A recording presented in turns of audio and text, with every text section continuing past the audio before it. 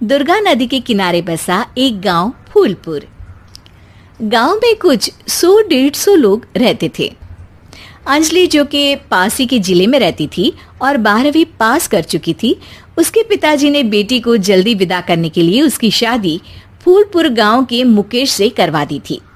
मुकेश कभी स्कूल नहीं गया था और इस कारण वो पढ़ा लिखा नहीं था और बाकी गांव वालों की हालत भी मुकेश जैसी ही थी। मुकेश के घर में उसके माता पिता भी रहते थे। सासू माँ, मैं बाहर मंदिर तक जा रही हूँ, आधे घंटे में आ जाऊंगी। अरे अभी कहीं जाने की जरूरत नहीं है, चुपचाप जाके रसोई में रात के खाने की तैयारी करो। और ये घूंघट क्यों हटा लिया है तुमने? क्या पता नहीं कि इस गांव में औरतें बिना घूंघट के नहीं रहती? रात में अंजलि छत पर जाकर अपनी मम्मी से बात कर रही होती है। तभी गांव की 3-4 औरतें उसे देख लेती है और दरवाजे पर आकर उसकी सास से शिकायत करने लगती है। और क्या हुआ? अरे छत पे तो देखो, आपकी बहू मटक मटक के किसी से फोन पर बात कर रही है। दिन भर फोन पे लगी रहती है। अरे कल तो मंदिर के पास वो क्या कहते हैं, सेल्फी ले रही थी। शहर की बहू रखना अच्छा शान की बात है, पर देखना इसके लक्षण से ये तो तुम्हारे परिवार को बदनाम ना कर दे। ये पहली बार नहीं था जब सास से गांव के लोगों ने अंजलि की बुराई या शिकायत नहीं की हो। अब तो ये रोज की बात थी। अंजलि ये सब सुन लेती है। जब वो नीचे जाती है तो मुकेश भी वहां आ जाता है। सास कहती है, बेटा, लोग घर आकर शिकायत करने लगे हैं बहू के कामों की। देख लो, पति हो, संयम से रखो इसे। माँ जी, मैं तो अपनी माँ से बात कर रही थी क्योंकि यहाँ कोई बात करने लायक ही नहीं है और अब मैं माँ के पास ही रहूंगी। वहाँ क्या रहना, वहाँ बाहर के लोग तो ठीक है पर घर के लोग भी इज्जत ना दे सके।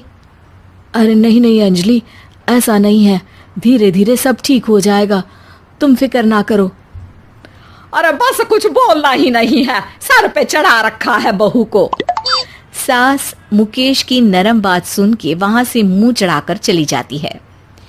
मैं तो कहती हूँ हम दोनों शहर चले जाते हैं।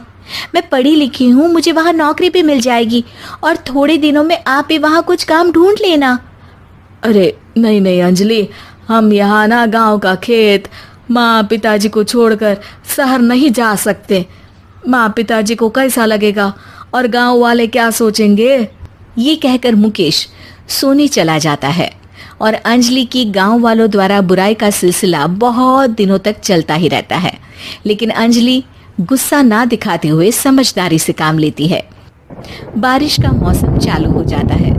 जोरदार बारिश से पूरे गांव में हाहाकार मच जाता है। दुर्गा नदी में बाढ़ आ जाती है और बाढ़ का पानी पूरे गांव की फसल तबाह कर देता है। फसल की ये हालत देखकर गांव वाले निराश हो जाते हैं और बात तो यहाँ तक पहुँच जाती है कि कुछ लोग तो अंजलि को इस सब का दोषी ठहरा देते हैं। अरे पूरी फसल तबाह हो गई, पता नहीं किसकी नजर लग गई है। अरे जब से चौधरी परिवार में ये शहर की बहू आई है ना, तब से ही गांव की शांति चली गई है। इसके कर्म कांड से माँ दुर्गा नदी भी खुश नहीं है। ये सब सुनकर बेचारी अंजलि रोते हुए अपने घर चली जाती है। कुछ दिन बाद सभी गांव वाले अपनी फसल का मुआवजा लेकर अपने अपने घर आते हैं। मुकेश भी 1500 लेकर आता है। अंजलि को जब पासबुक दिखाता है तो अंजलि हैरान हो जाती है। अरे, ये पासबुक में तो उन्होंने 4000 की एंट्री करी है और आपको सिर्फ 1500 दिए। सच में? अरे वो सरकारी अफसर आपको बेवकूफ बना रहे हैं। सरकार की तरफ से हमें 4000 मिले हैं लेकिन बाकी का सारा पैसा खुद ही खा रहे हैं। आप लोग के अनपढ़ होने का फायदा उठा रहे हैं। ये सब सुनकर मुकेश परेशान हो जाता है लेकिन अंजलि उसे हिम्मत से काम लेने को कहती है और सुबह होते ही मुकेश को पंचायत कार्यालय ले जाती है और साथ में गांव के और लोगों को भी। आप सरकारी बाबू क्या गांव के लोगों को बेवकूफ समझते हैं? आपको क्या लगता है ये पढ़े लिखे नहीं है तो आप कुछ भी मनमानी करेंगे? ये बेचारे दिन रात इतनी मेहनत करते हैं, ये हमारे अन्नदाता हैं और आप इनके साथ ऐसा धोखा करते हैं। अरे क्या बके जा रही है ये लड़की, किस धोखे की बात कर रही है? अपने कांड करके नदी माँ को नाराज करके हमारा नुकसान करके इसे चैन नहीं मिला क्या? सरपंच जी, इन सरकारी बाबू ने मुझे बेवकूफ बनाया है और मेरे हिस्से के पैसे खुद चट कर गए। बस ये सुनते ही सरपंच वहां से दुम दबाकर भाग जाता है। पता चलता है कि जनपद अधिकारियों ने गांव के सरपंच के साथ मिलकर सबके साथ धोखा किया है।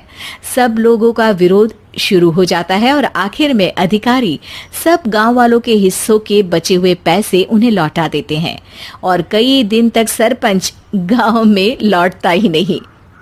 अंजलि, तुम नहीं होती तो हम गांव वालों को तो पता ही नहीं चलता कि ये हमें हर बार बेवकूफ बनाते हैं।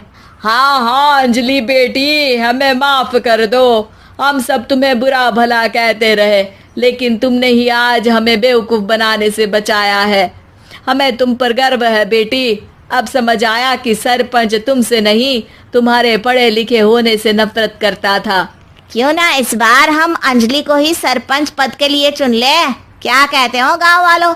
पढ़ी लिखी सरपंच। बस पूरा गांव अंजलि के लिए ताली बजाता है और अंजलि की सास उसे खुशी से गले लगा लेती है।